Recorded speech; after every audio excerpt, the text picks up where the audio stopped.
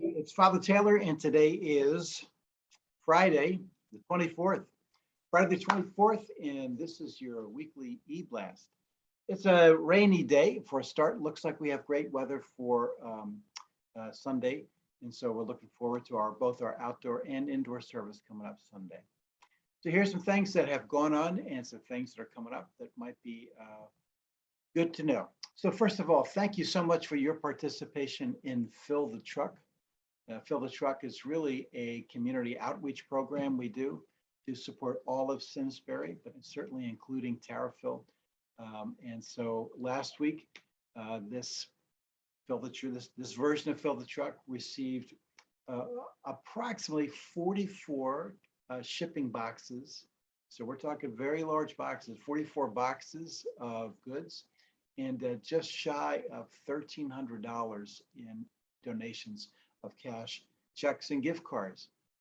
So I don't know if you know how far that goes, but that goes a very long way for the food pantry.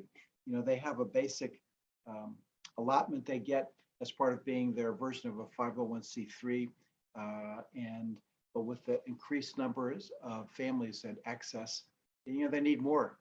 And so this way they have stuff on hand, and it's just really great. So you, by your contributions, are really able to support and do what Jesus would do if he was here in Tarryville and said, wow, we've got some families in need. Thanks for helping out. So that's a great thing. So great job. Once again, that's spearheaded by Marta and Ray Willard, and they do incorporate some other people, but we're always looking, how do you build on? You may not want to lead a program like that, but it's really great to call them up, say, how can I help? Even if it's for half an hour or an hour or something like that at some time. So just really encouraging, and to invite other people. Kids can be involved in that ministry. It's a great ministry. I do want to point out that Marta, as much as we know and love her as kind of a super outgoing person, is also a deeply prayerful person. And in her prayer for Fill the Truck, she discerned God calling her to do more than just put up an ad.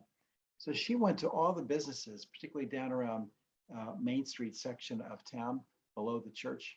And she went to places like the auto repair shop and just told them what we were doing for our community.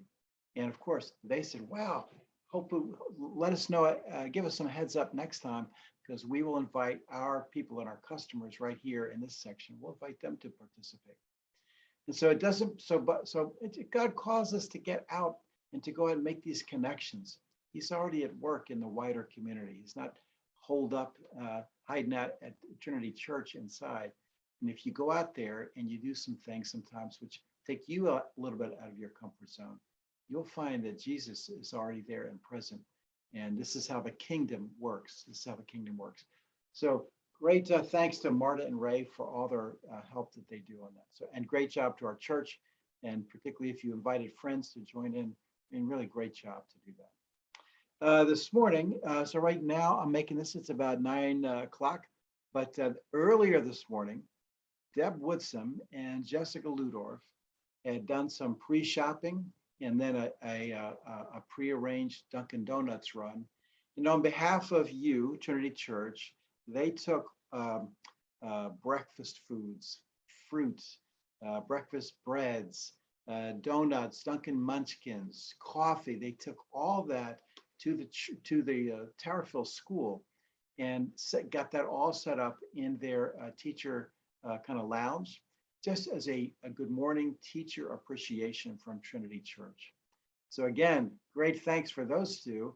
For when I put the call out, they said, I'd love to help, and jumped in. So great. So thanks for volunteering for those guys, and thank you for our participation.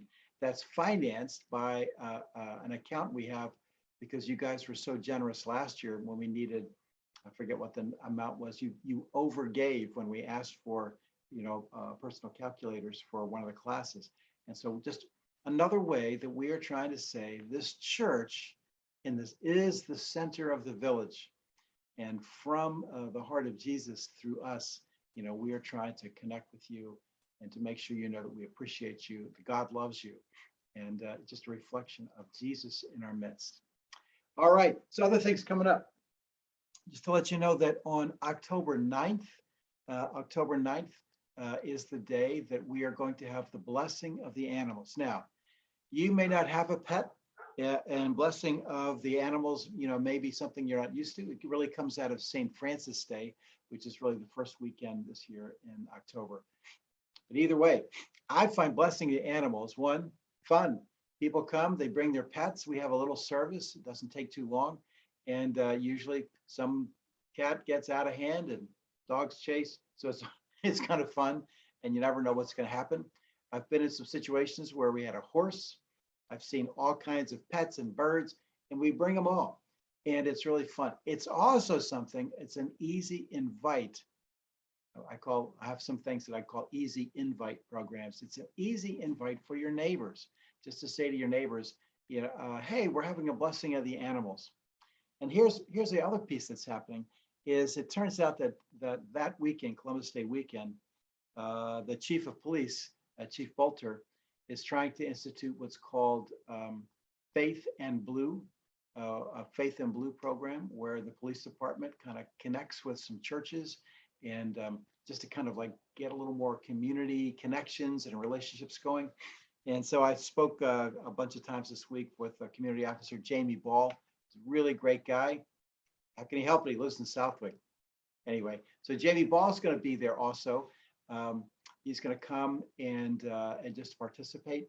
May bring some T-shirts, but he's looking forward to that on the 9th.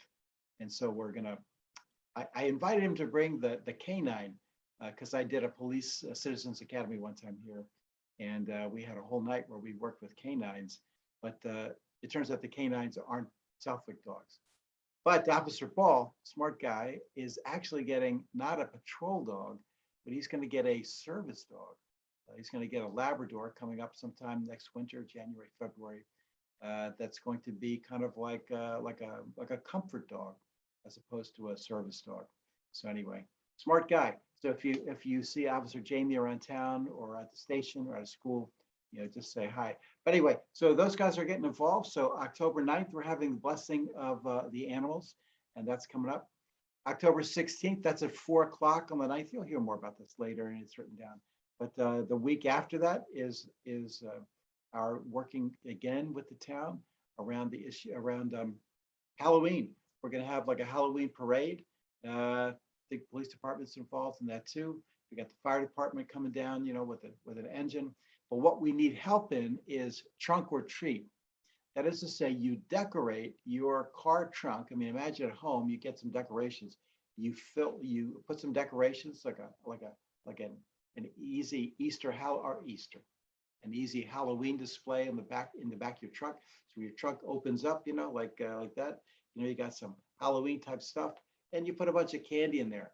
So we're going to get all those cars in the parking lot, as many as we can, just because we're just trying to, just connect with our community again. Just connecting with our community, and from there we will go down and they do a little parade down to the green. So anyway, you say, hey, I don't have any kids. Doesn't matter. You got a car.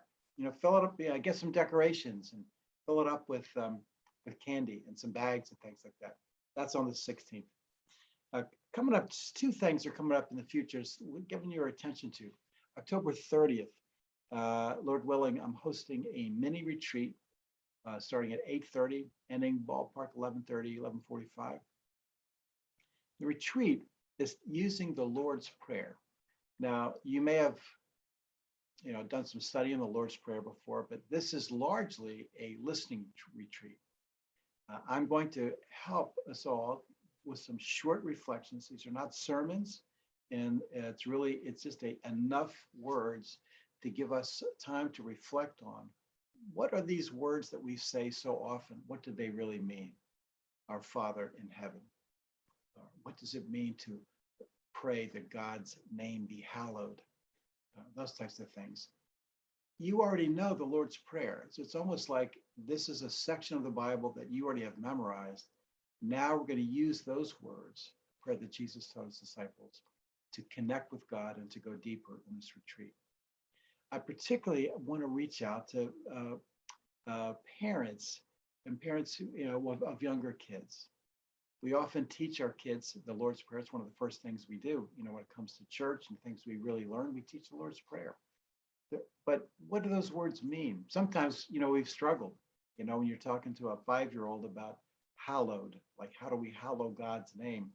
Well, part of this retreat will not only help you connect with the Lord in a deeper way and kind of recenter you, because that's what that prayer is really all about. It's being recentered. Who is God and who am I to God? And what is God doing in the world right now? It recenters us, but it will also give you some more insight and help you be able to talk about that prayer with your kids and grandkids. So that's part of the idea on that. So be looking for that on the 30th.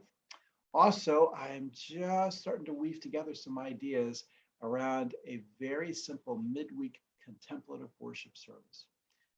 And so if you're in the CWT or in the choir, I'm letting you know right ahead, one or two of you might be involved, but this is not for one where you come and play. This is one where you come and be in the presence of God.